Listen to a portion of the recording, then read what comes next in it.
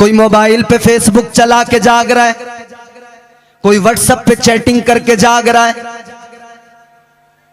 कोई रात को क्रिकेट खेल के जाग रहा है, टूर्नामेंट हो रही है, कोई बैडमिंटन खेल रहा है जाग रहा है, कोई एमपीएल पे टीम बना के सट्टा लगा रहा है फिर जाग रहा है।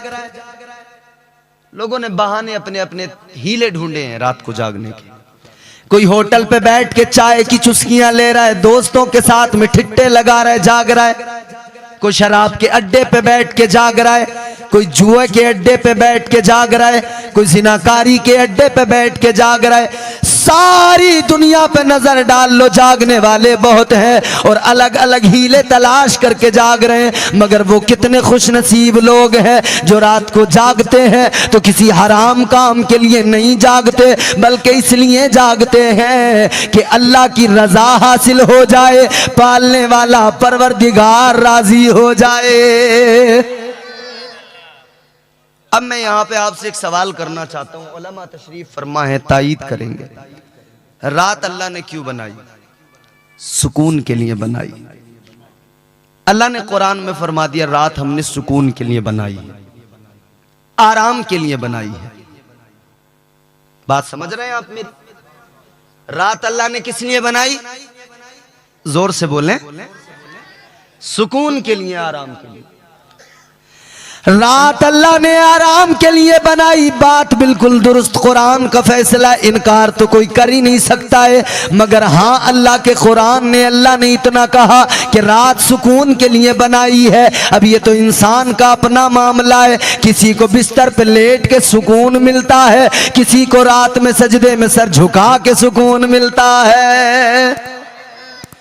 कोई बिस्तर पे सो जाए तब उसे आराम मिलता है और कोई अल्लाह की इबादत करे तब उसे आराम मिलता है। ये तो तकदीर का मामला है, ये मुकद्दरों का मामला है। किसको अल्लाह ने क्या दिया ये अल्लाह की तकसीम है। सुकून तलाश करने वालों, अगर सुकून चाहिए तो सुकून बिस्तर पे लेट के सोने से नहीं मिलेगा। तुम्हें सुकून चाहिए तो सुनो कुरान का फैसला। अगर दिल बेकरार है, बेचैन है, अगर सुकून जिंदगी में नहीं है, अगर आराम जिंदगी में नहीं है, सुकून चाहते हो तो चाय के होटल पे आराम दिल को नहीं मिलेगा, चाय के होटल पे सुकून नहीं मिलेगा, शराब के अड्डे पे सुकून नहीं मिलेगा। बल्कि सुनो, अल्लाह के कुरान ने फरमा दिया, अल्लाह का कुरान तो कहता है अला बिज़िक्रिल्लाहि तत्मइन्नुल कुलूब। अल्लाह ने फरमा दिया दिलों को सुकून मिलता है तो अल्लाह के जिक्र से मिला करता है।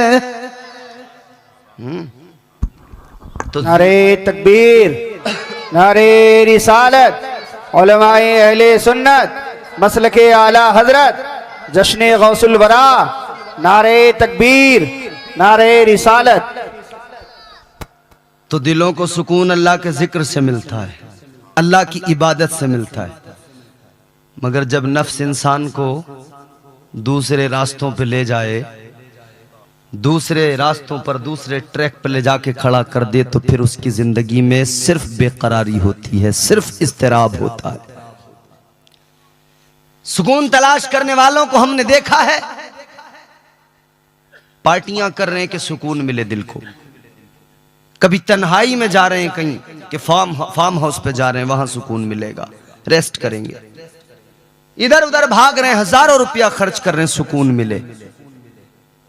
कोई शराब खाने में जाके शराब पी रहा है कि सुकून मिले, कोई जुआ खेल रहा जाके कि दिल को सुकून मिले।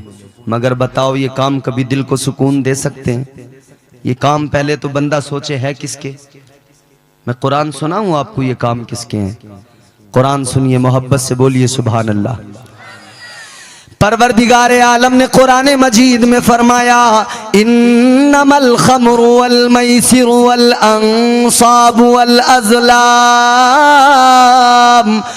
अज़लाम रिजसुम मिन अमलिश शैतान। अल्लाह ने कुरान मजीद में फरमा दिया शराब पीना, जुआ खेलना, इन कामों का अल्लाह ने जिक्र किया और साफ ऐलान किया रिज्सुम मिन अमलिश शैतान।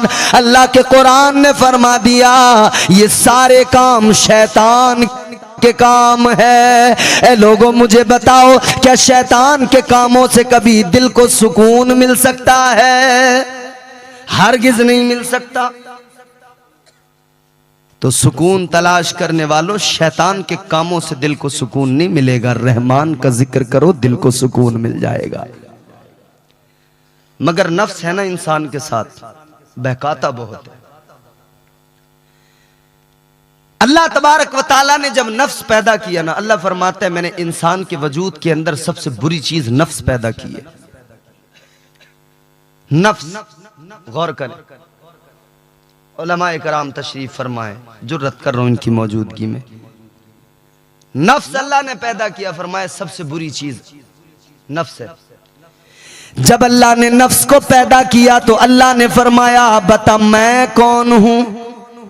तो ये नफ्स कहने लगा अंता अंता, अना अना, कहने लगा तू तू है, मैं हूं।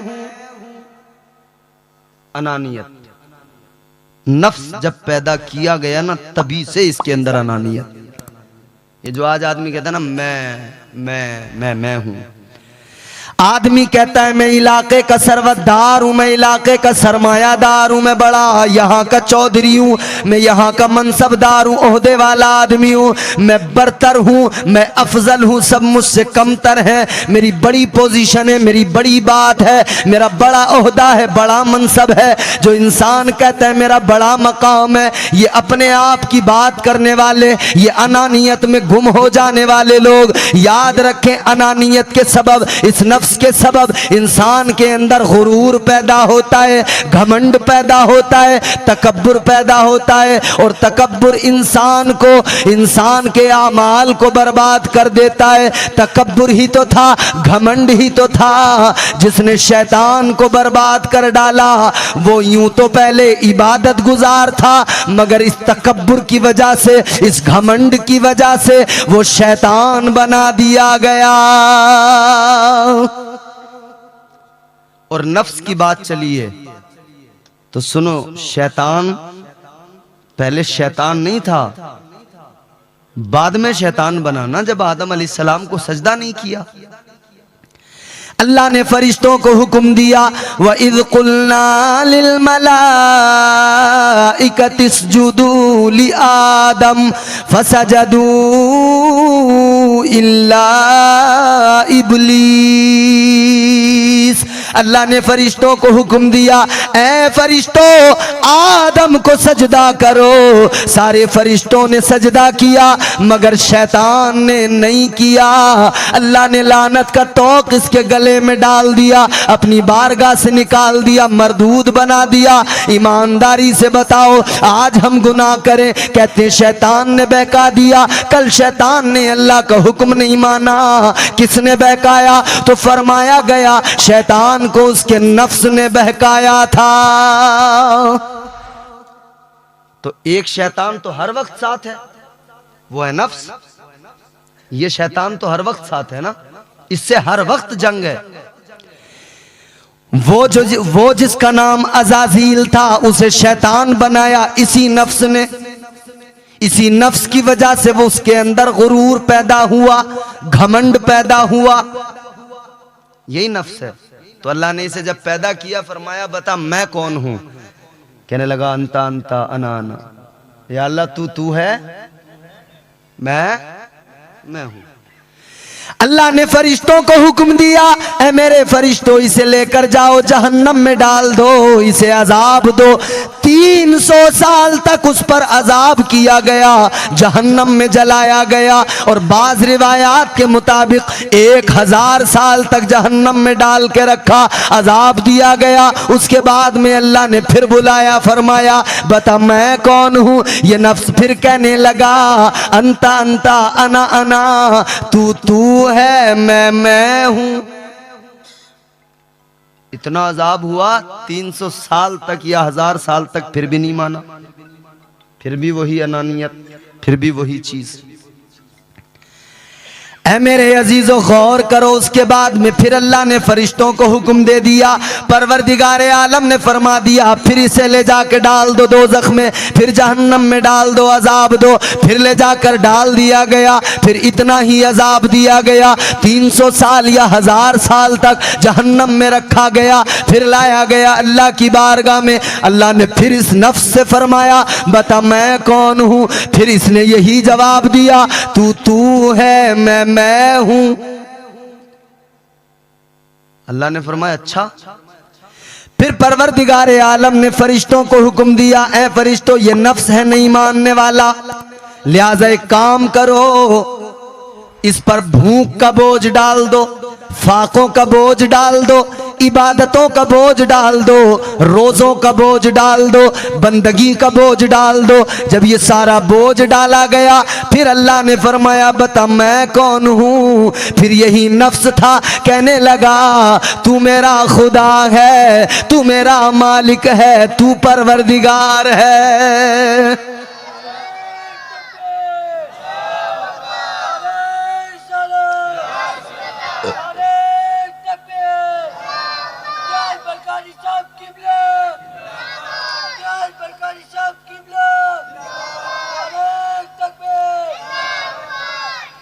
तो यह है नफ्स। तो ये बात तो समझ में आ गई कि नफ्स पर जब तक भूख का बोझ न डाला जाए, जब तक इस पर रोज़ों का बोझ न डाला जाए, जब तक इबादतों का बोझ न डाला जाए, ये तब तक काबू में नहीं आता। अल्लाह ने इबादत और रियाजत का हुक्म बंदों को दिया और औलिया कराम ने इसीलिए तो अपने नफ्स को मार दिया। कैसे मारा? रोजे रख रख के, फाके कर कर के मार दिया। बुजुर्गों ने, अल्लाह के वलियों ने इसीलिए नफ्स को मारा। कैसे मारा? नफ्स कहता था आज रात सोएंगे, मजे से आराम करेंगे, और अल्लाह वाले एक पैर पे खड़े हो के पूरा कुरान पढ़ दिया करते थे। नफ्स कहता था आज रात कुछ नहीं करना है, मजे से सोना है। लेकिन अल्लाह वालों की शान देखो, खुद सरकार गौसे आजम का मकाम देखो। सारी रात आप अल्लाह की इबादत में गुजार दिया करते थे, सारी रात बंदगी में गुजार दिया करते थे। सरकार गौसे आजम रज़ी अल्लाह तआला अन्हु फरमाते हैं 15 साल तक मैंने हर रोज रात को एक पैर पे खड़े होकर, सारी रात में हर रोज हर रात एक पैर पे खड़े होकर अल्लाह के मुकम्मल कलाम की यानी कुरान मजीद की तिलावत की, और हर रात एक कुरान मजीद मुकम्मल किया है। ऐसे नफ्स कंट्रोल में आता है, काबू में। मगर नहीं, यहां तो नफ्स पूरी तरह से हावी है। हमारे हजरत ने बड़ी अच्छी इस्लाही बातें की, मौलाना अलीमुद्दीन साहब क़िबला ने। आदमी क्यों नहीं करता? क्योंकि नफ्स उसका उसके कंट्रोल में नहीं है। नफ्स की कई किस्में हैं। नफ्स अम्मारा है जो हर काफिर के पास भी है, हर मोमिन के पास भी है। ये हमेशा बुराइयों की तरफ उकसाता है।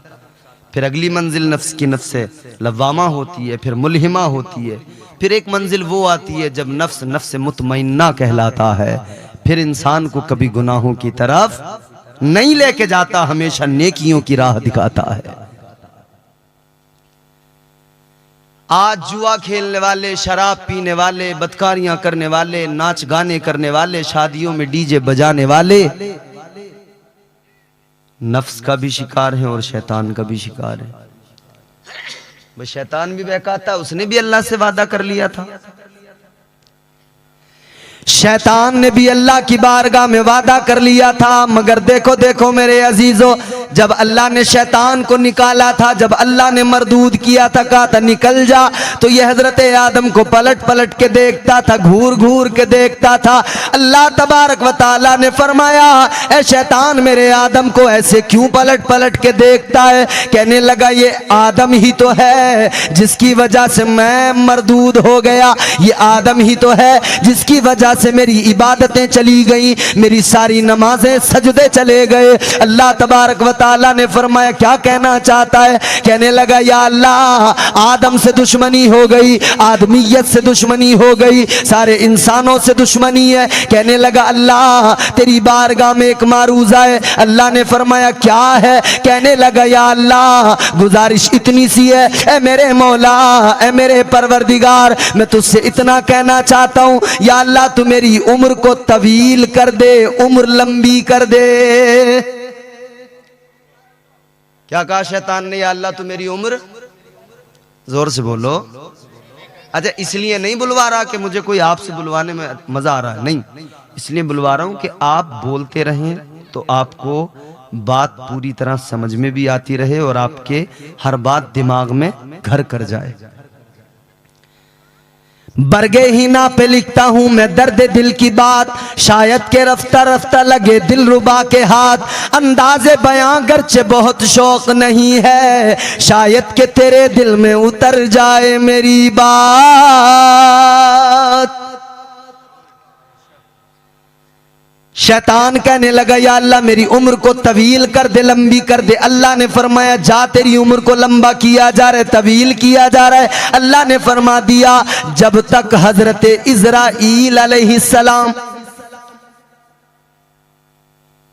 हजरत मीकाईल अलैहिस्सलाम जो सूर फूकेंगे, अल्लाह ने फरमाया जब कयामत का पहला सूर फूका जाएगा तब तक की तुझे उम्र दी जाती है। कितनी उम्र दी शैतान को? कयामत का पहला सूर जब तक फूका जाएगा उम्र दे दी अल्लाह ने। अब ये शैतान आते आते कहने लगा या अल्लाह मैं तेरे बंदों को बहकाऊंगा। अल्लाह के कुरान ने बताया सुनो इसने क्या कहा, इसने ऐसे नहीं कहा, कसम उठाई। कहने लगा क़ाल फ़बिइज़्ज़तिका लअग़वियन्नहुम अजमईन। कहने लगा या अल्लाह तेरी इज्जत की कसम है, तेरे बंदों को बहकाता रहूंगा, तेरे बंदों को गुनाहों की दावत देता रहूंगा, नेकियों के रास्तों से हटाता रहूंगा, बुराइयों के रास्तों पे डालता रहूंगा। अल्लाह ने फरमाया जा तू आजमा ले, जा तू पूरी कोशिशें कर ले। अल्लाह ने फरमा दिया कुछ मेरे बंदे ऐसे होंगे तू लाख कोशिशें कर लेना मगर तेरे बहकावे में नहीं आएंगे, तूने बहका नहीं सकता है। लेकिन हाँ कुछ बंदे ऐसे होंगे जो बहक जाएंगे, तू बहकाएगा वो गुनाह भी कर लेंगे। मगर अल्लाह ने फरमा दिया सुन ले मैं अपने उन बंदों के लिए तौबा का दरवाजा खोल दूंगा। वो गुनाह तो कर लेंगे मगर जब नादिम होंगे और तौबा करेंगे दो आंसू लेकर मेरी बारगाह में आएंगे, मैं उन्हें अपनी रहमत की आगोश में ले लूंगा और उनके सारे गुनाहों को मुआफ कर दूंगा। तो अल्लाह ने तो उसी वक्त शैतान से कह दिया था कि मैं अपने गुनाहगार बंदों को मुआफ कर दूंगा। बंदा रब की बारगाह में आए तो सही, अल्लाह की रहमतें तो बुला रही हैं। परवरदिगार तो बड़ा करीम है, उसकी रहमतें बुला रही हैं, बंदा आए तो सही। अल्लाह ने तो फरमा दिया या अय्युहल इंसानु मा गर्रका बिरब्बिकल करीम। अल्लाह ने फरमाया ओ गाफिल इंसान इधर उधर भटकने की जरूरत नहीं है, गुनाह हो गए कोई बात नहीं, दो नदामत के आंसू लेके आ जा, फिर तू आकर देखेगा तेरा रब कितना करीम है, वो मुआफ करने वाला है नहीं रब करीम? है नहीं करीम? बोलो। एक बुजुर्ग की बारगाह में कोई इंसान था तो उससे कहा कि एक बात बता, अगर मैदान महशर में तेरी मां पे तेरे फैसले को अल्लाह छोड़ दे, सुन रहे ना आप लोग तवज्जो से? फरमाया कि एक बात बता कि अगर मैदान महशर में तेरा फैसला तेरी मां पर छोड़ दिया जाए, कि तेरी मां को इख्तियार दे दिया जाए, वो चाहे तो तुझे जन्नत में भेज दे, वो चाहे तो तुझे दोजख में भेज दे, तो बता तेरी मां क्या करेगी? कहने लगा हजरत मां तो मां होती है, बड़ी मोहब्बत करती है, बड़ा प्यार करती है। माँ कब चाहेगी कि बेटा जहन्नम में जाए? माँ कब चाहेगी कि बेटा जहन्नम में जले, उस पर अजाब हो? कहा हज़रत अगर माँ को मेरी इख्तियार दिया अल्लाह ने और माँ पे फैसला छोड़ा, अगर अल्लाह ने माँ को हुक्म दे दिया कि तू इसे भेज जहाँ भेजना है, जन्नत में या दोज़ख में, तो कहा हज़रत माँ तो हर हाल में जन्नत में ही भेजेगी, हर हाल में जन्नत में ही भेजेगी। तो उन बुजुर्ग ने फरमाया नादान, अब तू खुद सोच ज़रा, तेरी माँ है, तुझे अपनी माँ पे इतना भरोसा है, इतना यकीन एतमाद है, तू कहता है माँ की मोहब्बत ही ऐसी है, माँ मुझे जन्नत में भेजेगी। उस रब की रहमत पे भरोसा क्यों नहीं करता जो वो रब 70 माओं से ज्यादा मोहब्बत करता है? ये एक माँ अगर इस पे फैसला छोड़ा जाए तो तुझे यकीन है कि ये माँ मुझे जन्नत में भेजेगी। वो रब जो 70 माओं से ज्यादा, ऐसी 70 माओं से ज्यादा मोहब्बत करता है, तो फैसला उस पर है, फिर उसकी रहमत पे भरोसा क्यों नहीं करता कि मेरा रब मुझे मुआफ करेगा? उसकी रहमतें तो बुला रही हैं, तू चल तो सही। वो नवाजने पे आए तो नवाज दे जमाना, वो नवाजने पे आए तो नवाज दे जमाना, वो करीम ही जो ठहरा तो करम का क्या ठिकाना। गर्दिश में कहां उसके मुकद्दर का सितारा, हो जिसको मयस्सर तेरी रहमत का सहारा। तन्हा है अकेला है तू, यकता है अहद है, गैरत तेरी करती नहीं शिरकत को गवारा। हक ये है कि तुझ बिन कोई माबूद नहीं है तेरे सिवा कौन मददगार हमारा। वो रब तो प्यार करता है ना बंदों से, तो बंदा उसकी जात पे क्यों एतबार नहीं करता, क्यों भरोसा नहीं करता, क्यों नहीं मानता अपने रब के हुक्म को कि मेरा रब मुझसे प्यार करता है। एक सहाबी रसूल आका की बारगाह में आए, अंजुमन सहाबा की लगी है, हुजूर गुफ्तगू कर रहे हैं। एक आराबी, देहात के रहने वाले एक सहाबी तेजी के साथ में हांफते हुए आए आका की बारगाह में। ये भी नहीं देखा कि बात हो रही है सहाबा से, क्या बात चल रही है क्या नहीं, बात मुकम्मल हो तब मैं अपनी बात करूं, नहीं, बस आए और फौरन आते ही हुजूर की बारगाह में कहा या रसूल अल्लाह एक सवाल करना है मुझे। आका एक सवाल करना है। हुजूर ने फरमाया अच्छा बोलो क्या सवाल है। साहबी रसूल अल्लाह के नबी की बारगाह में अर्ज करने लगे या रसूल अल्लाह, ऐ वालिए कायनात है ताजदारे मदीना, ऐ मेरे आका मैं इतना मालूम करने आया हूँ, इतना बता दीजिए कि कल बरोज़े क़यामत, कल मैदान महशर में हिसाब कौन लेगा? हिसाब कौन लेगा? इतना सा सवाल है। ताजदारे मदीना ने फरमाया, गरीबों के गमगुसार ने मुस्कुरा के फरमाया ऐ मेरे सहाबी सुन ले, कल मैदान महशर में कोई और हिसाब न लेगा बल्कि परवरदिगार हिसाब लेगा, अल्लाह तबारक व तआला हिसाब लेगा। अब इन्होंने इतना जवाब सुना, मुस्कुराए और मुस्कुरा के जाने लगे। मेरे आका ने फरमाया सहाबी आए, आकर सवाल किया और मुस्कुरा के चल दिए। बात कुछ समझ में नहीं आई, जरा बताओ मामला क्या है। अर्ज करने लगे या रसूल अल्लाह, आया था तो बड़ा फिक्रमंद था, ऐ ताजदारे मदीना मुझे बड़ी फिक्र लगी थी जब मैं आया था कि क्या होगा मैदान महशर में। तो आका मैं इसीलिए तो मालूम करने आया था हिसाब कौन लेगा। या रसूल अल्लाह अब आपने फरमा दिया हिसाब अल्लाह लेगा, मेरे दिल को सुकून मिल गया, तबीयत मेरी शाद हो गई आका, मेरी फिक्र दूर हो गई। या रसूल अल्लाह आपने फरमा दिया मैदान महशर में हिसाब अल्लाह लेगा। मेरी फिक्र दूर हो गई इसलिए आका कि हिसाब वो खुदा लेगा जो अपने बंदों से 70 माओं से ज्यादा प्यार करता है। हिसाब वो अल्लाह लेगा जो करम किया करता है बंदों पर। हिसाब वो अल्लाह लेगा जिसने फरमा दिया अन्नी अनल गफूरुर रहीम। हिसाब वो अल्लाह लेगा जिसने फरमाया नहनु अक़रबु इलैहि मिन हब्लिल वरीद। हिसाब वो अल्लाह लेगा जो बंदों से इस दर्जा प्यार करे कि बंदा जितने भी गुनाह कर ले एक बार 2 आंसू लेके आए अल्लाह लम्हों में मुआफ कर दे। तो मेरा यकीन है मेरे दिल को सुकून मिल गया, मेरा अल्लाह मुझे मैदान महशर में जरूर मुआफ करेगा।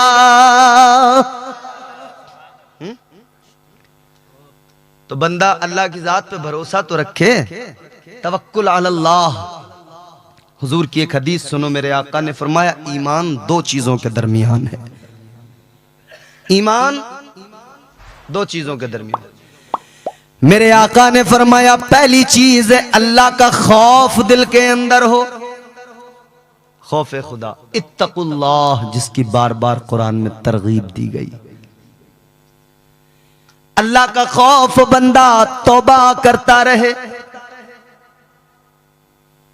अच्छा, तौबा वही तो नहीं करता जो निडर होता है, वही तो गुनाहों से दूर नहीं रह पाता जो निडर होता है। उससे कोई परवाह नहीं होती, वो कहता जो होगा देखा जाएगा, यार मरेंगे तब का तब देखेंगे, आज का आज देखते हैं। भाई बाज लोगों का ये होता है कि नहीं, वो कहते हैं जी जब होगा जो होगा देखा जाएगा, मौत के वक्त पे जो होगा मरेंगे तब देखेंगे। मौत को बड़ा हल्का समझ लिया लोगों ने, बड़ा हल्का। जानते हो मौत कितनी सख्त है, बात से बात निकलती है। 2 बातें यहां पे बता के आगे बढ़ूंगा। आज हमने मरने को बड़ा आसान समझ लिया, हम समझते हैं कि मौत बड़ी आसान है। याद रखना मेरे अजीजों, आज हम अपनी आंखों से देखते हैं एक शख्स बीमार है, आखिरी सांसें ले रहा है, उसके मुंह में पानी चम्मच से यूं डाला जा रहा है। 1 चम्मच पानी डाला, उस बीमार आदमी ने वो 1 चम्मच पानी निगल लिया, दूसरा चम्मच पानी लेके लबों के करीब तक आए, पता लगा जिस्म से जान निकल चुकी है। दूसरा चम्मच डाल ही ना सके पानी का। इमाम साहब क़िबला मौलाना ज़हीर साहब तशरीफ फरमाए, अक्सर बुलाया जाता होगा तस्कीन के लिए, सूरह यासीन वगैरह पढ़ने के लिए, ये उलमा जाते रहते हैं। क्या होता है, 1 चम्मच पानी हल्क में डाला, हल्क से उतर गया, दूसरा डालने वाले थे, जिस्म से जान निकल गई। हमने समझा यार 2 सेकंड लगते हैं मरने में, हद है 5 सेकंड, 10 सेकंड, 1 मिनट, इतनी देर में मर गए, कोई मसला ही नहीं है, बड़ा आसान है मरना। सुनो मैं बताता हूं, मेरी तरफ देखो मेरे भाई, मेरी तरफ देखो। अल्लाह के प्यारे पैगंबर जनाबे हजरत मूसा अलैहिस्सलाम, आपने फरमाया मरना इतना आसान नहीं है। आप फरमाते हैं एक जिंदा बकरी हो और यूं खींच के उसकी खाल उतारी जाए। आप फरमाते हैं जब यूं खींच के जिंदा बकरी की खाल उतारी जाए, जितनी तकलीफ उस बकरी को होती है उससे भी कहीं ज्यादा मौत के वक्त में मरने वाले को तकलीफ होती है। कितना आसान समझ लिया ना हमने मरना। नाच रहे मजे से, शादियों में डीजे बजा रहे, कभी इधर को सोचा मरना। काला जिब्रीलु अलैहिस्सलाम या मोहम्मद सल्लल्लाहु अलैहि वसल्लम इश्मा शिइता फइन्नका मय्यितुम व अहबिम मन शिइता फइन्नका मफारिकुहु व अमल मा शिइता फइन्नका मज्जियुम बि। अल्लाह के नबी की बारगाह में तायरे सिदरा अदब का मुरक्का बन के आए, जिब्राइल अमीन आए, आकर अर्ज करने लगे या रसूल अल्लाह अपनी उम्मत को बता दीजिए अल्लाह ने जिंदगी अता की है, जो सांसें अता की हैं, चाहे जैसे जिंदगी गुजारे, मगर इतना याद रखें एक दिन मरना जरूर है। कोई नहीं बचा सकता मरने से। और फरमाने लगे, कहने लगे या रसूल अल्लाह, जैसा अमल दुनिया में किया होगा वहां योमे हिसाब वैसा ही मामला होगा। अच्छे अमाल तो अच्छी जजा, अमाल अच्छे नहीं तो फिर वही सजा। तो मौत के वक्त में तकलीफ ये है मेरे भाई, हजरत मूसा अलैहिस्सलाम ने अल्लाह की बारगाह में अर्ज किया, मौला इतना बता कि मौत के वक्त में मरने वाले को तकलीफ कितनी होती है। अल्लाह ने फरमाया कैसे समझना चाहते हो? अर्ज करने लगे, मौला मिसाल से समझा दे। अल्लाह तबारक व तआला ने फरमाया, ए मूसा एक परिंदा लेके आओ, हांडी के अंदर रख दो, नीचे से आग लगा दो, ऊपर से परिंदा हांडी में रखकर उसका ढक्कन बंद कर दो। अब हांडी ऊपर है, नीचे आग रोशन है, इधर आग रोशन है। अब उस परिंदे की हालत क्या होती है? न उसे मरने दिया जा रहा है, न उसे जीने दिया जा रहा है। उसकी तकलीफ क्या होती है? अल्लाह ने फरमाया, ऐ मूसा, जो तकलीफ उस परिंदे को उस वक्त में होती है उससे कहीं ज्यादा मौत के वक्त में मरने वाले को तकलीफ होती है। समझ रहे हैं भाई? यह है तकलीफ मौत के वक्त की, बड़ा सख्त मरहला है। हुजूर ने फरमाया कि जब मरने वाला तकलीफ में होता है ना, तो तकलीफ तो इस कदर होती है, इस कदर होती है कि वो चाहता है मैं सबको बता दूं चीख चीख के, मगर उसे इजाजत ही नहीं। वो चीख के चिल्ला के किसी अपने अजीज को, रफीक को बता भी नहीं सकता कि मैं हूं किस परेशानी में, उसे इजाजत भी नहीं। मरने वाला मर जाता है कभी कभी, तो मरने वाला जब तकलीफ बर्दाश्त नहीं कर पाता सोचता बताऊं, मगर बता नहीं पाता, बता नहीं सकता। मनशाए रब है, इम्तिहान गाह है ना ये दुनिया, आजमाइश है यहाँ पर। और जानते हो ये तो हजरत आदम अलैहिस्सलाम की रूह से अल्लाह ने पहले ही मुआहदा करवा लिया था। इंसान की रूह ने मुआहदा किया अल्लाह से, या अल्लाह मैं तैयार हूं आजमाइशों के लिए। पढ़ूं कुरान? सुनोगे या खत्म करें? जोर से बोलें सुभान अल्लाह। अल्लाह तबारक व तआला ने कुरान मजीद में फरमाया, इन्ना अरदनल अमानत अलस समावाति वल अर्द फअबैना अन यहमिलनहा व अशफक़न मिनहा व हमलहल इंसान।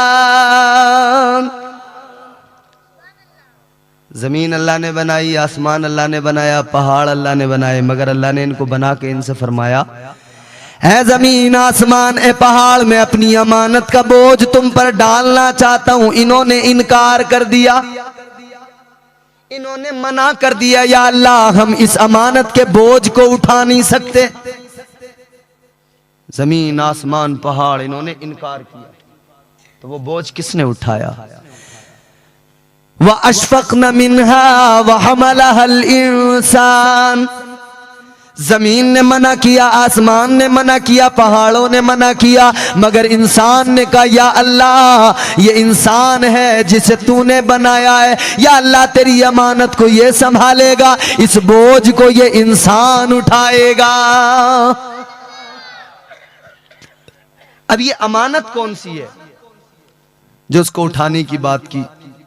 ये कौन सी अमानत है? मुफस्सिरीन इकराम ने इसकी तफसीर करते हुए फरमाया कि ये अमानत जो है ना, बाज मुफस्सिरीन ने फरमाया कि ये अल्लाह की इबादत है, यानी ये अमानत है अल्लाह की, इसका बोझ इंसान ने उठा लिया। मगर हजरत काजी सनाउल्लाह पानीपती आप फरमाते हैं कि अगर ये इबादत है और इसके बोझ को इंसान ने उठाया है, तो ये इबादत सिर्फ इंसान ही नहीं करता बल्कि फरिश्ते भी करते हैं। इबादत तो फरिश्ते भी करते हैं, और तस्बीह तो कायनात का हर जर्रा अपने अपने तौर पे अपने अपने तरीके पे कर रहा है। कायनात की हर शय रब का जिक्र करती है, रब की तस्बीह बयान करती है। सबकी आवाजें अलग अलग, सबकी तस्बीहात अलग अलग। तो आपने फरमाया कि ये जो अमानत है ना अल्लाह की, ये इबादत नहीं है, ये अमानत का बोझ इबादत नहीं, ये कुछ और है। तो हजरत काजी सनाउल्लाह फरमाते हैं कि ये जो अल्लाह की अमानत का बोझ है, ये दर हकीकत ये इश्क इलाही की अमानत का बोझ है। ये इश्क हकीकी अल्लाह के इश्क की अमानत का बोझ है जो इंसान ने उठाया। अल्लाह तबारक व ताला ने इंसान से कहा तू मेरी अमानत के बोझ को उठाने को तैयार है, मगर ए इंसान सुन ले, इस इश्क में बड़ी आजमाइशें देनी पड़ेंगी। इस इश्क के लिए इम्तिहान भी होंगे, आजमाइशों में भी डाला जाएगा। इंसान ने कहा मौला आजमाइश के लिए तैयार हूँ। आदम अलैहिस्सलाम की रूह ने कहा ए मौला, इंसान हर आजमाइश से गुजर जाएगा, हर इम्तिहान से गुजर जाएगा, और इसलिए गुजर जाएगा कि मामला तेरी मोहब्बत का है, मामला तेरे इश्क का है। या अल्लाह तेरा इश्क सीने में बसाएगा, हर इम्तिहान से गुजर जाएगा। अल्लाह ने फरमाया जन्नत से निकाला जाएगा, तो इंसान ने कहा तैयार हूँ मौला। अल्लाह ने फरमाया कि 300 बरस रोना पड़ेगा, या अल्लाह उसके लिए भी तैयार हूँ। अल्लाह ने फरमाया कभी इब्राहिम बना के आग में डाल दिया जाएगा, या अल्लाह उस इम्तिहान के लिए भी तैयार हूँ। अल्लाह ने फरमाया कभी यूसुफ बना के कुएं में डाल दिया जाएगा, या अल्लाह उस इम्तिहान के लिए भी तैयार हूँ। अल्लाह ने फरमाया कभी बाप बना के बेटे की गर्दन पे छुरी रखवाई जाएगी, या अल्लाह उस इम्तिहान के लिए भी तैयार हूँ। अल्लाह ने फरमाया कभी कुएं से निकाल के खोटे सिक्कों में बिकवा दिया जाएगा, ये भी इम्तिहान होगा, या अल्लाह इस इम्तिहान के लिए भी तैयार हूँ। अल्लाह ने फरमाया ये भी आजमाइश होगी कि फिर मिस्र में ले जाके बेचा जाएगा, या अल्लाह इसके लिए भी तैयार हूँ। अल्लाह ने फरमाया फिर ये भी इम्तिहान होगा कि मछली के पेट में 40 दिन रहना पड़ेगा, या अल्लाह इसके लिए भी तैयार हूँ। अल्लाह ने फरमाया इम्तिहान आगे बढ़ेगा, ये भी इम्तिहान होगा कि कभी तुम्हें आखिरी पैगंबर बना के जब इंसानी लिबादे में, इंसानी शक्ल सूरत में, इंसानी लबादे में जब आखिरी पैगंबर बना के भेजा जाएगा, तो ताइफ में पत्थर भी खाने पड़ेंगे, या अल्लाह ये भी आजमाइश के लिए तैयार है, इस इम्तिहान के लिए भी तैयार है। अल्लाह ने फरमाया कभी बिलाल बना के आजमाया जाएगा, सीने पे पत्थर रख दिए जाएंगे, गर्म रेत पर लिटा दिया जाएगा, या अल्लाह इस इम्तिहान के लिए भी तैयार। अल्लाह ने फरमाया कभी मदीना छोड़ के करबला जाना पड़ेगा, या अल्लाह ये भी इम्तिहान इश्क में दिया जाएगा, इस आजमाइश के लिए भी तैयार है। अल्लाह ने फरमाया ए मेरे बंदे ए इंसान, नेज़े पे चढ़ के अल्लाह के कुरान की तिलावत करनी पड़ेगी, कुरान सुनाना पड़ेगा, या अल्लाह इस इम्तिहान के लिए भी तैयार है। तो अल्लाह ने भी फरमा दिया ए इंसान सुन ले, तू इम्तिहान देने को तैयार है, तू इश्क में आजमाइशों के लिए तैयार है, तो मैं भी तेरा खुदा हूँ। तुझे अशरफ बना के फरिश्तों से सजदा न करा दूं, तो मुझे भी अपना खुदा न कहना।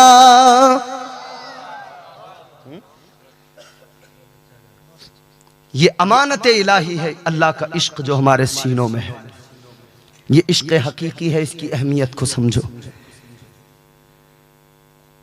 हजरत यूसुफ अलैहिस्सलाम बड़े खूबसूरत थे, बोलो बहुत हसीन व जमील, बहुत हसीन व जमील।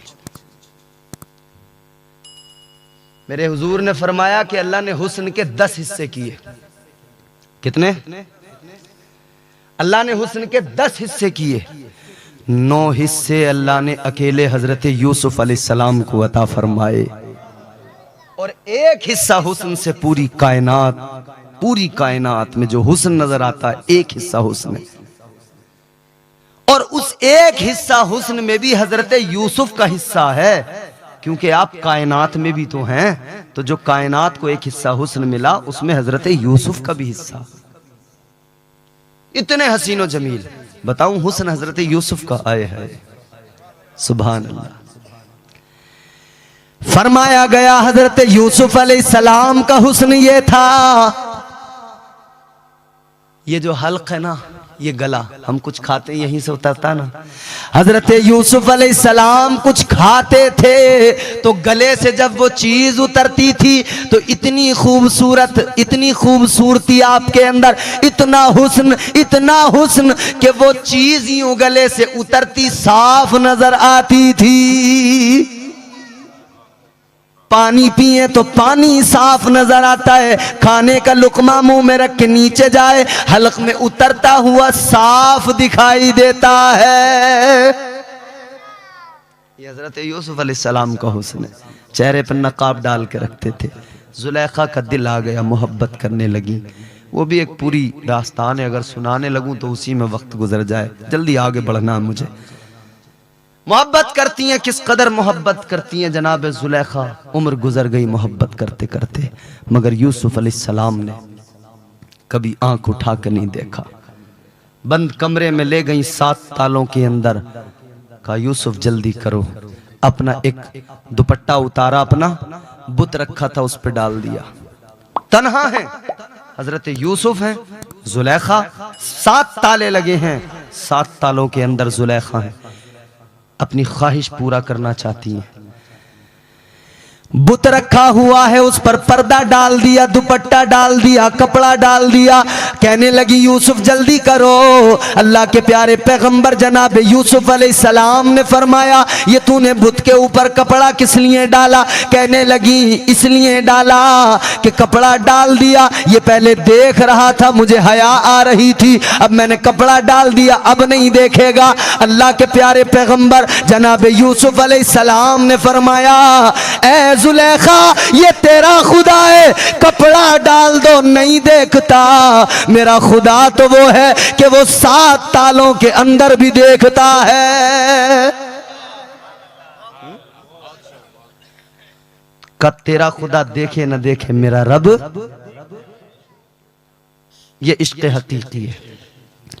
मजाजी इश्क से यूसुफ अलैहिस्सलाम ने खुद को बचाया, इश्क हकीकी है अल्लाह से। अब वहां से निकले, आप जा रहे हैं, अब अल्लाह का करम देखो, पैगंबर का मौजिजा देखो, 7 ताले लगे हैं। हजरत यूसुफ आगे चले, जुलेखा पीछे दौड़ी पकड़ने को, यूसुफ आगे दौड़े, जुलेखा पीछे दौड़ी। जैसी पहले ताले के पास दरवाजे पे पहुंचे, ये देखो मौजिजा, अल्लाह का करम हुआ, खुद ब खुद ताला खुल गया, दरवाजा खुल गया।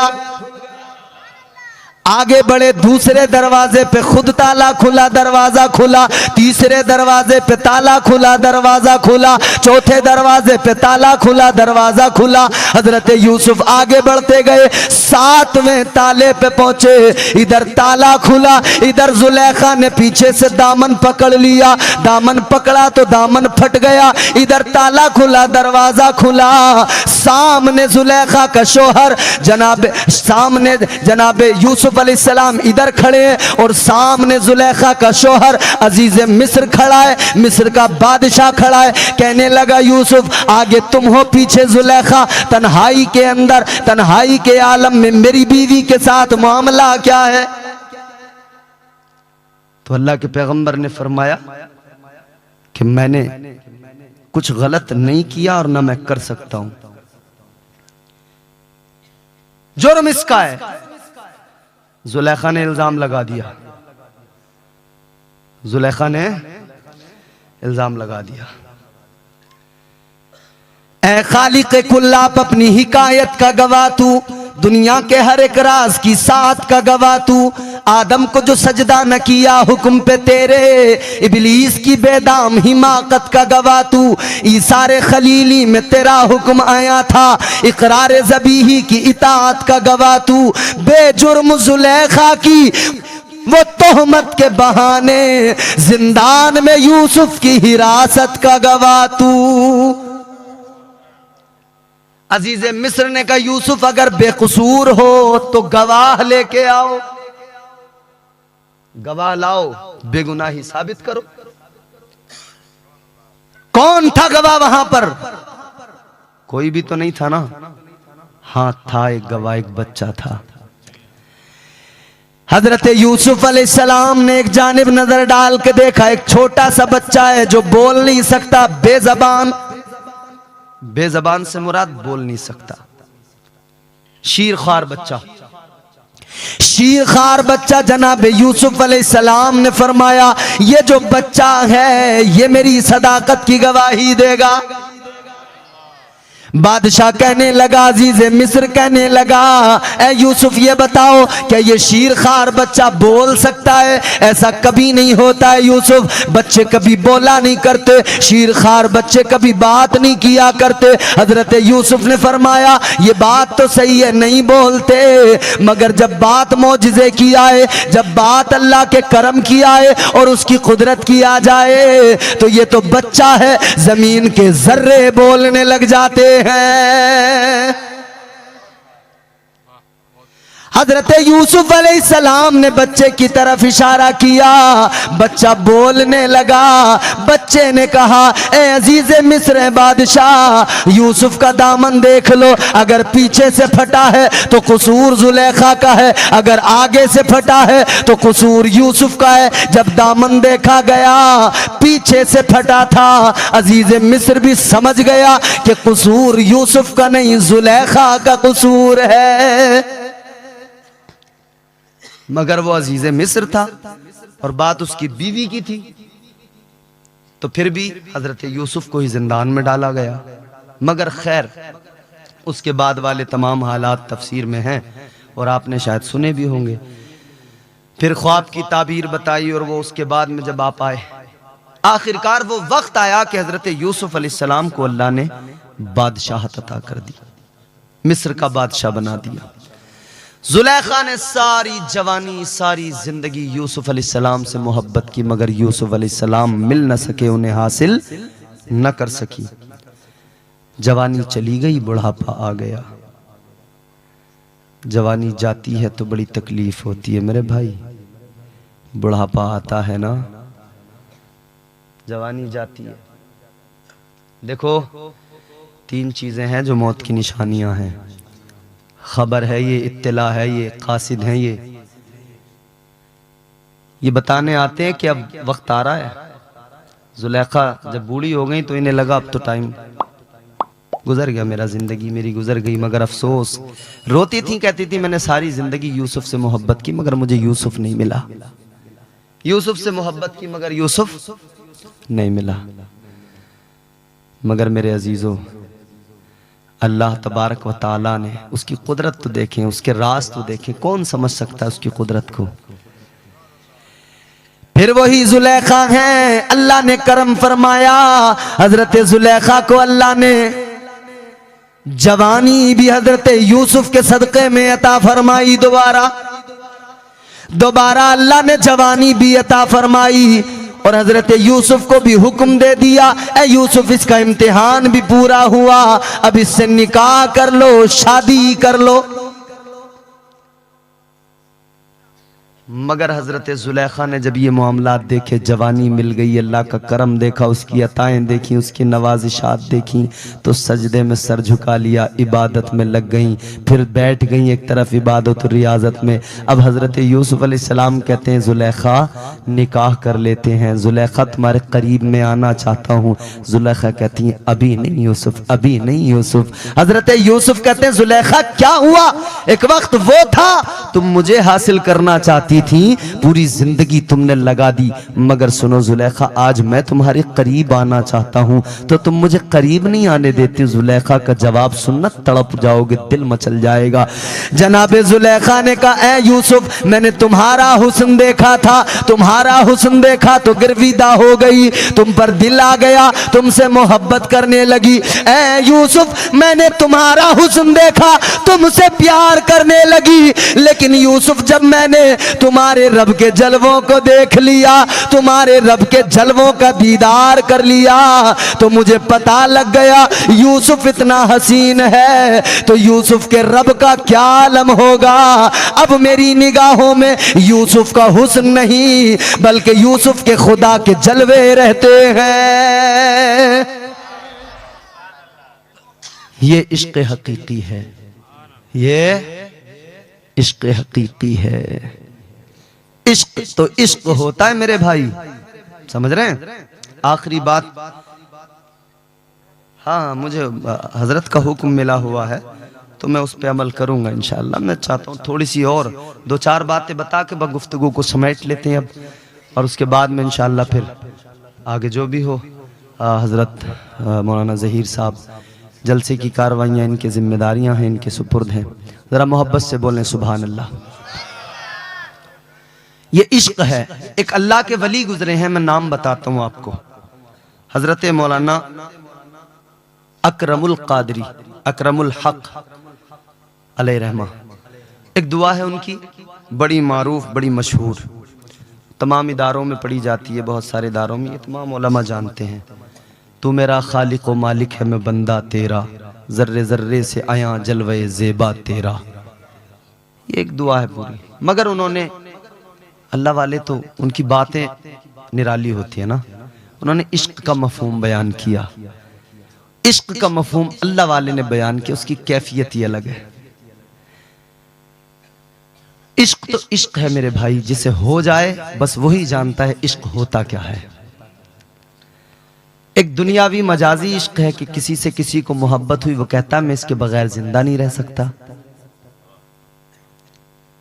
किसी नौजवान को किसी से मोहब्बत हो जाए, सारी रात लिहाफ में मुंह दबाएगा, रजाई में मुंह दबाएगा, फोन पे बात करते करते पूरी रात गुजार देगा। अभी रिश्ता तय नहीं हुआ ढंग से कि फोन पे बात पहले शुरू हो गई, सारी रात जागने में बात करने में गुजर जाती है। सुबह को उठ के फिर अब्बा कहते हैं काम पे जा, तो इसे नींद आ रही होती है, तो टूलता फिरता रहता है, काम भी सलीके से नहीं कर पाता।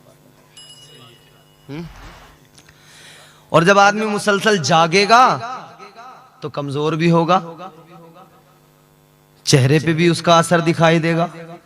माँ बाप परेशान होते हैं, बेटे की जब से शादी की बात पक्की की है समझ में नहीं आ रहा, कमजोर होता चला जा रहा।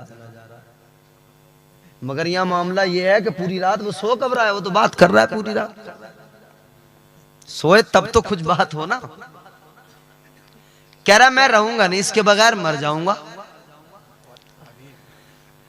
कह देता अब्बा मेरी शादी अगर इससे नहीं करवाई तो मैं जहर खा लूंगा, मर जाऊंगा, मेरी शादी इसी से करा दो। ये मजाजी मोहब्बत है। मजाजी मोहब्बत करने वालों इतना याद रखना, ये मजाजी मोहब्बत है जो रुसवा करवा देती है, जलील करवा देती है। ये मजाजी मोहब्बत है, तुम कहते हो मर जाऊंगा उसके बगैर, लेकिन जिंदा नहीं रहूंगा, मर जाऊंगा।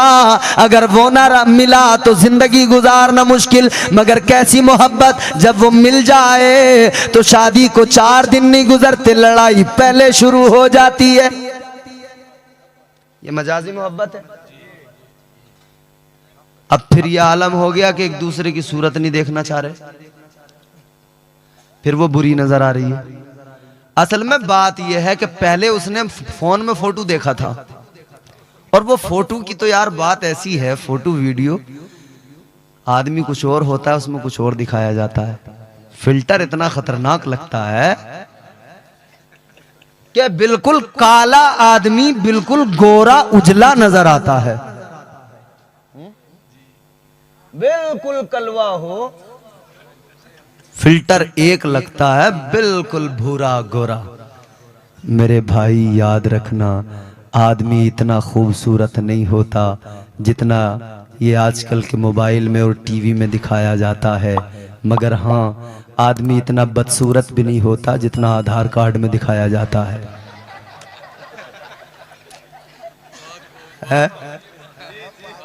बोले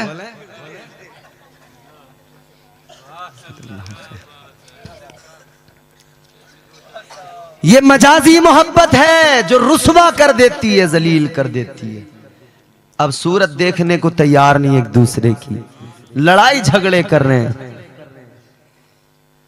कहते हैं जब से तेरे साथ में शादी हुई जिंदगी दुश्वार हो गई, जिंदगी का चैनो सुकून खत्म हो गया।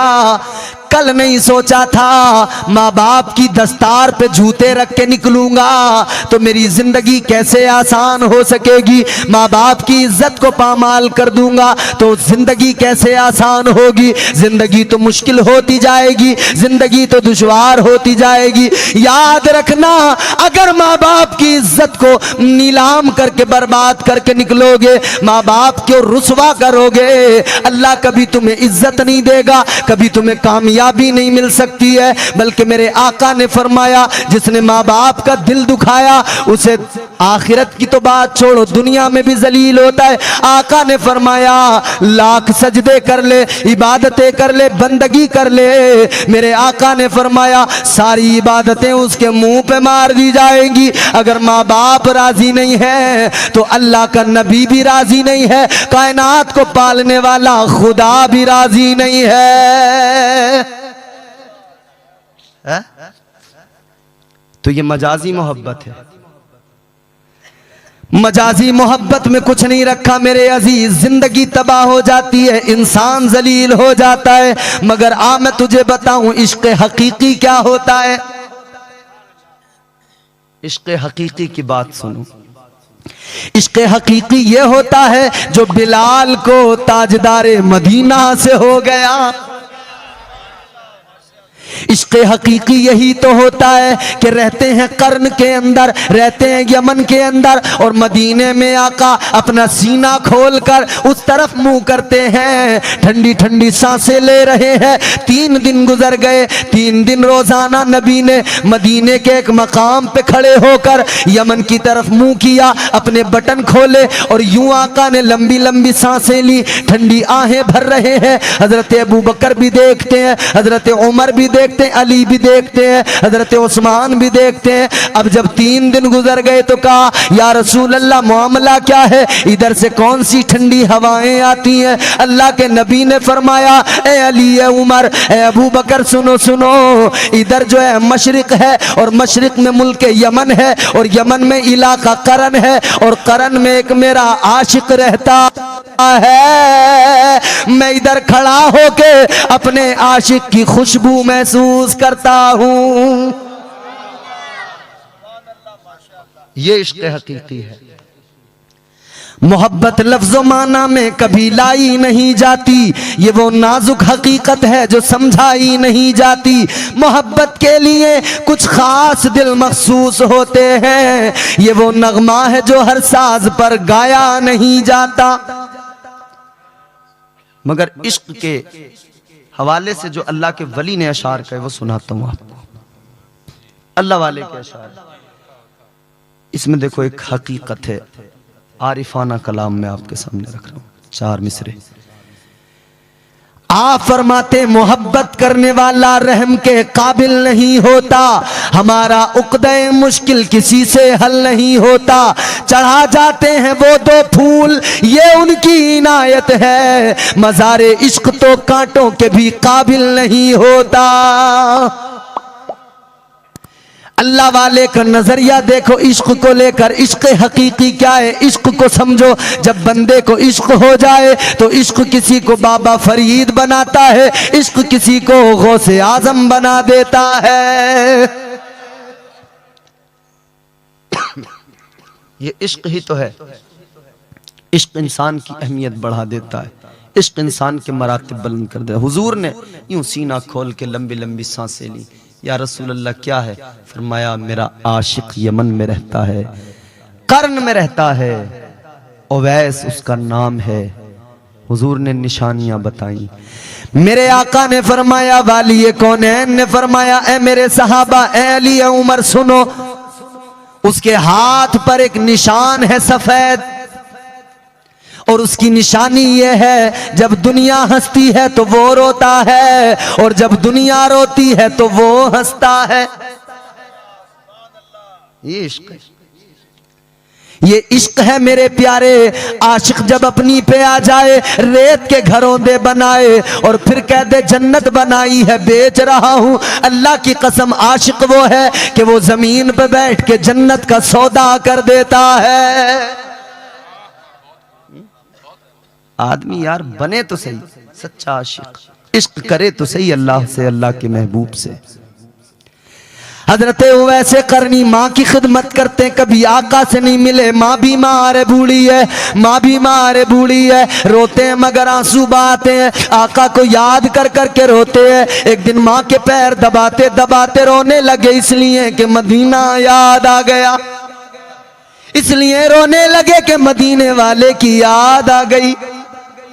और जिसे मदीना याद आता है फिर उससे मत पूछो उसके दिल की कैफियत होती क्या है, क्योंकि मदीने में मेरे आका हैं। तनी है नूर की चादर, बोलो सुभान अल्लाह।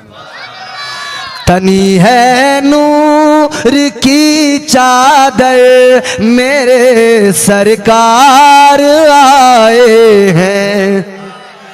तनी है नूर की चादर, तनी है नूर की चादर मेरे सरकार आए हैं।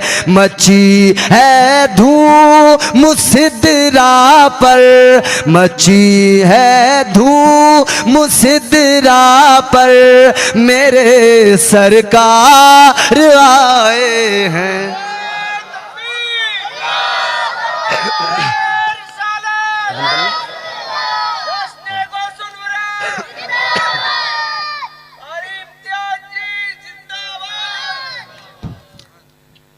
मुसलसल हो रही है आसमां से नूर की बारिश,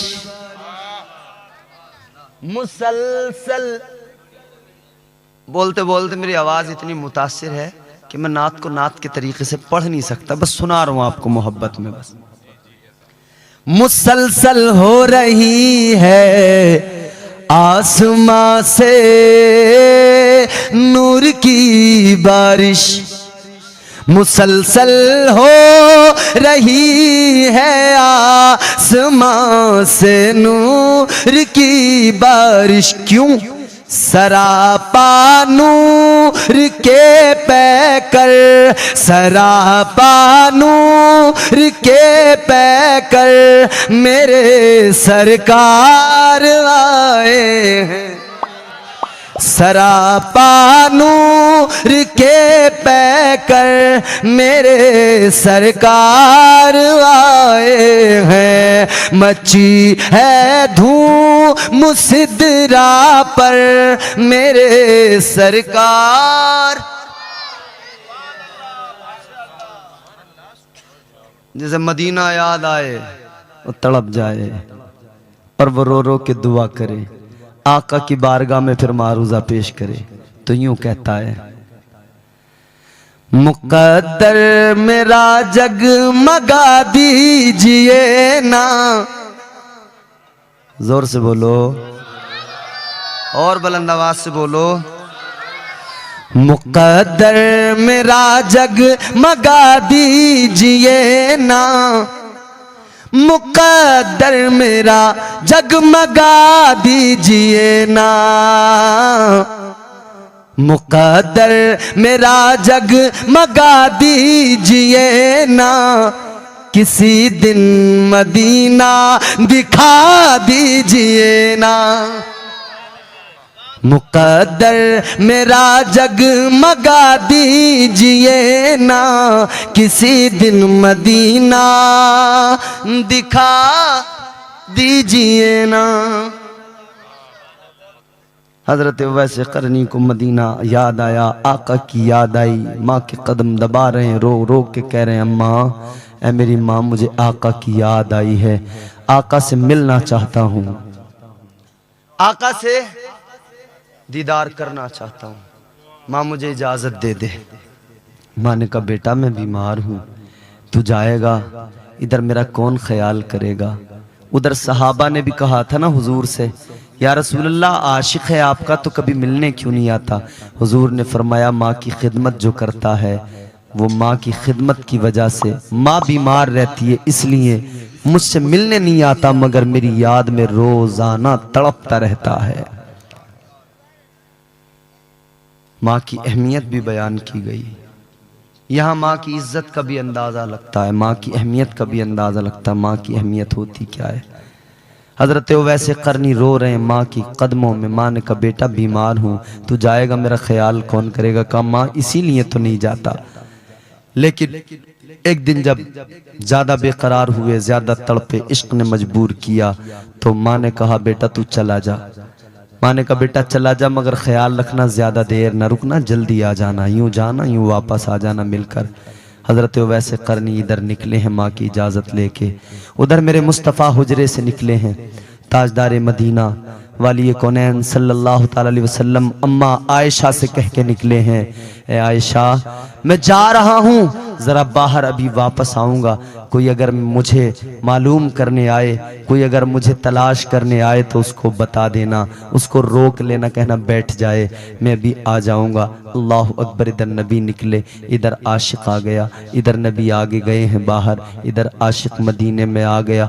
मदीने में कदम रखा है आशिक ने तो चीखें निकल रही हैं, रो रहा है आशिक नबी का। हज़रत वैसे करनी मदीने के बच्चों को सीने से लगा लगा के रो रहे हैं, कह रहे हैं मदीने के बच्चों तुम कितने खुश नसीब हो, उस हवा में सांस लेते हो जिस हवा में मेरा नबी सांस लेता है। ऐ मदीने के बच्चों तुम कितने खुश नसीब हो, उन खुशबुओं को सूंघते हो जो मेरे नबी के जिस्म से निकलती हैं। ऐ मदीने की हवाओं तुम भी खुश नसीब हो, नबी के लबो रुखसार को बोसे दिया करती हो, नबी के जिस्म को छू कर निकलती हो। अल्लाह अकबर कबीरा। आगे बढ़े हैं और मेरे आका के दरवाजे पर, हुजरे मुबारक पर पहुँचे हैं ना, तो इधर आवाज़ दी है अंदर से। अम्मा आयशा ने कहा था कौन? कहा मैं आका का एक दीवाना गुलाम हूँ। अम्मा आयशा ने कहा था बैठ जाओ, नबी बाहर गए हैं। कहा रोने लगे, चीख निकली। कहा मुझे इतना वक्त नहीं कि रुकूं और ज़ियारत किए बगैर जाऊं, ये भी मेरे कदमों में पैरों में ताकत नहीं। मगर देखिए गौर कीजिए, हज़रत आयशा सिद्दीक़ा रज़ी अल्लाह ताला अन्हा फरमाती हैं कि वो दीवाना वो कहने लगा, वो आशिक कहने लगा। हज़रत वैसे करनी ने कहा अम्मा नबी तो नहीं मिल सके, ज़रा आप पर्दे में हो जाइए, मैं वो हुजरा ही देख लूं जहां मेरा मुस्तफ़ा आराम करता है। उस दरवेश ने, उस कलंदर ने उस हुजरे की जियारत की और चल दिया, माँ की खिदमत की वजह से चला गया। नबी आए, मुस्तफ़ा जाने रहमत ने खुशबू महसूस की। नबी ने फरमाया आयशा बताओ कौन आया था? या रसूल अल्लाह एक दरवेश आया था, एक गुलाम आपका आया था। नबी की आंखें भीग गई, आंसू आ गए। मुस्तफ़ा ने फरमाया आयशा वो मेरा सच्चा गुलाम है, मेरा सच्चा आशिक है। ऐ लोगो, फिर यही आशिक था, मेरे नबी ने अपना जुब्बा दिया था हज़रत अली को, फरमाया था अली ये जुब्बा लेके जाना, उवैस को तलाश करना, उसको देना, कहना उवैस इसको पहन लो और इसे पहन के मेरी उम्मत की बख्शिश की दुआ करो। मौला अली हजरत उमर गए, तलाश किया, मिल गए। मैं इख्तिसार के साथ आपको बता रहा हूँ, मौला अली ने जब जुब्बा दिया फरमाया नबी की उम्मत के लिए जरा दुआ कर दो।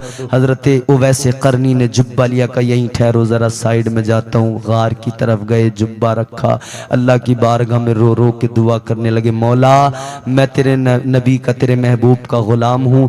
ऐ परवरदिगार ये जुब्बा तेरे महबूब ने भेजा है कि पहन के दुआ करूं, मगर मालिक मेरी भी जिद है, या अल्लाह मैं भी दीवाना हूँ, या अल्लाह मैं भी गुलाम हूँ, मैं भी जिद कर रहा हूँ। या अल्लाह इस जुब्बे को उस वक्त तक नहीं पहनूंगा जब तक तू मेरे आका की उम्मत की बख्शिश ना कर देगा।